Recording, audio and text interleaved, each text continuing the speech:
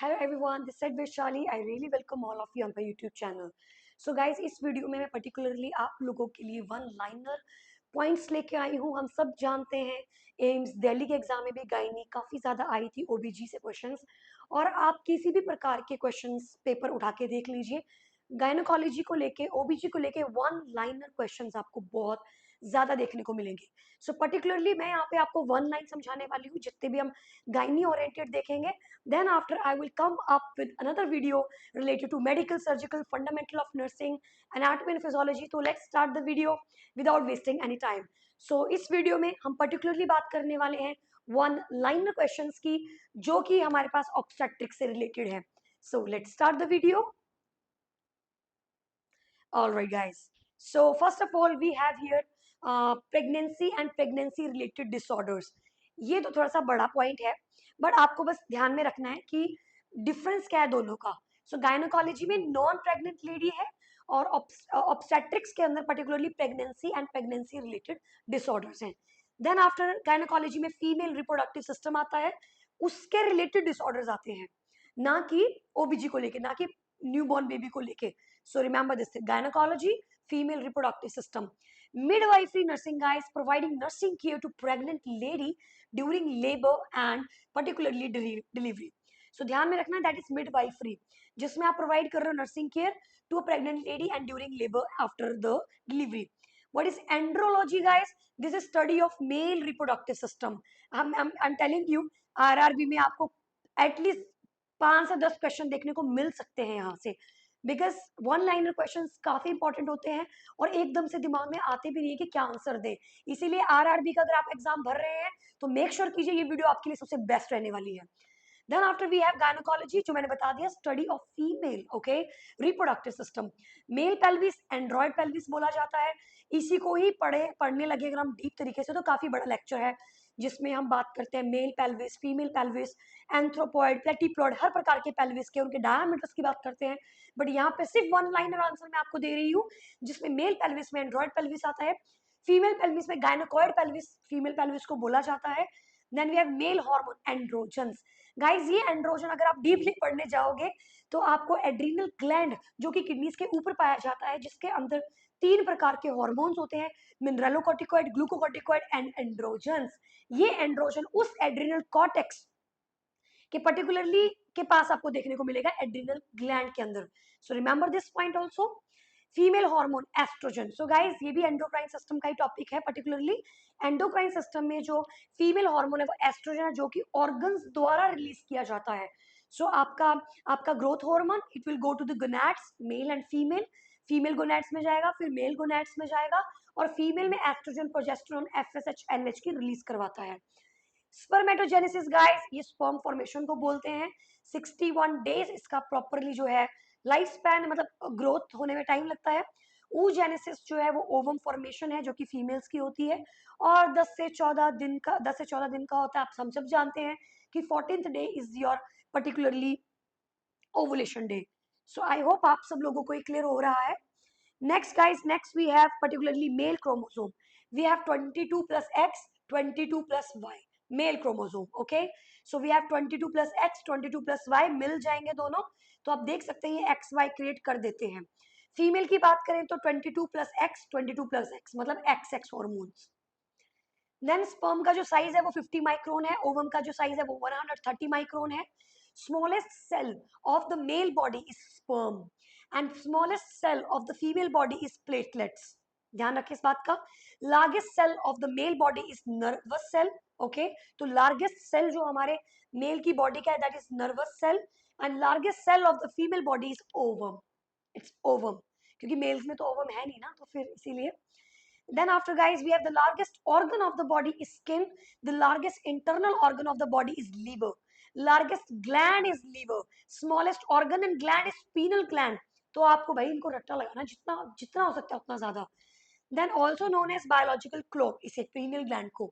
Lifespan of sperm 48 to 72 hours. Lifespan of ovum 12 to 24 hours. I'm so sorry. And organ of coitus act sexual intercourse is vagina. And यहाँ पे particularly organ of ovulation ovaries. Organ of fertilization will be the fallopian tube. So guys यहाँ पे जो ovum का जो life span है देख सकते हो आप, एक दिन का है, जबकि आपका स्पर्म का 48 से 72 घंटे है, यानी काफी दिन है। सो मे बी मैंने कुछ जल्दबाजी में कुछ बोल दिया हो, may be 4 hours. It is 48 to 72 hours, and for ovum only 24 hours. Organ of fertilization fallopian tube, fallopian tube ही है जहां पे फर्टिलाइजेशन टेक्स प्लेस होती है। Next, we have organ of implantation, that is uterus, external genital organ situated outside the body, also known as vulva and your perineum. Okay, perineum. Vaginal formating cells कौन से guys? Stratified squamous epithelial cells हैं जो कि vagina formating cells होते हैं। Length of vagina 7 centimetre, posterior anterior दो अलग प्रकार की होती है। एंटीरियर की बात करें तो 7 सेंटीमीटर और पोस्टीरियर की बात करें तो 6 सेंटीमीटर।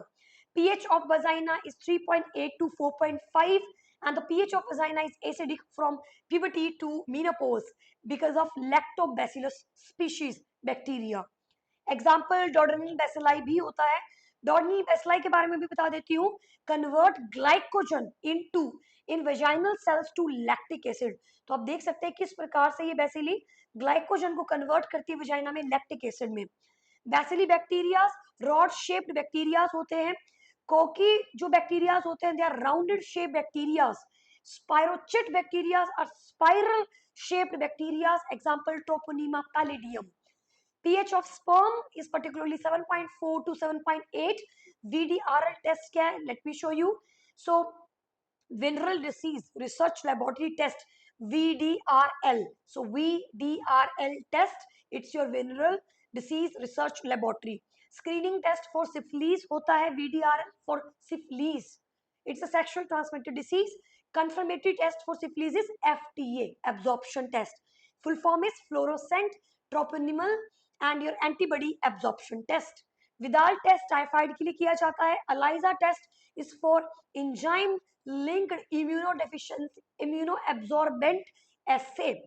Screening for HIV के लिए यूज किया जाता है। Confirmatory test for HIV will be the Western blot. Reproductive age की बात करें, also known as child bearing age. Menarche 15 साल में होती है लड़कियों को और मीनोपॉज 45 साल में लड़कियों को देखने को मिलती है। Then we have glycogen, storage food of animals. Okay, glycogen store in liver and muscles में store होता है ये glycogen आपका 100 to 120 grams glycogen stored in liver. Starch की बात करें तो guys ये store होता है food of the storage food of the plants and starch digestion start in mouth and present in ptyalin enzyme. Next guys हमारे पास आते हैं normal blood sugar level is 70 to 110 mg per dl। Fasting की बात करें तो 70 से 110 होता है। Ideally less than 100 mg per dl होना चाहिए। डायबिटिक मेलाइटिस की बात करें तो it should be more than 126 mg per dl।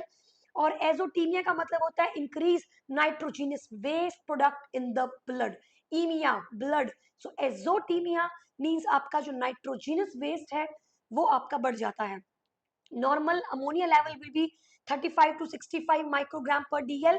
Uterus also known as metra, hystero and your womb pyriform shape का होता है। इसकी मेजरमेंट की बात करें तो 7.5 into 5 centimeter into 1.25 centimeter to 2.5 centimeter. At term pregnancy length of uterus will be 5 times increase 35 centimeters. वजन की बात करें तो 50 से 80 नॉन प्रेग्नेंट लेडीज में होता है। एवरेज लगभग 60 ग्राम के आसपास होगा।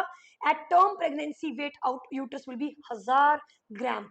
सो it should be I think it's little bit of error. Yeah, one it will be 1000 mg. Yeah, okay. So it will be 900 to 1000 mg. एक ग्राम ना बहुत कम हो जाएगा। Yeah, it will be 1 kg. So 1000 gram. Yes, that's correct.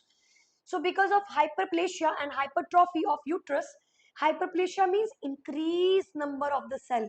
Hypertrophy means increase the size of the cell.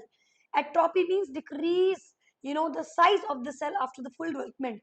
Part of uterus, we have body, we have fundus, we have body cavity, and we have isthmus and cervix.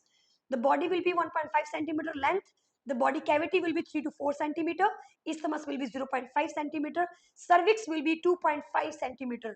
Then after we have neck of uterus, and guys, last we have part of cervix. Endocervix, supravaginal part of the cervix. Ectocervix, vaginal part of the cervix. So guys, if you really like in the video, and you want more videos like this, the one-liner questions, please let me know in the comment box so that I can create more videos like this. Thank you so much for watching my video, and I will see you in the another part of one-liner RRB examination and in your gynecology OBG. So अगर आप और videos चाहते हैं ऐसे ऐसे, तो आप मुझे कमेंट बॉक्स में लिख सकते हैं. Definitely I will create more.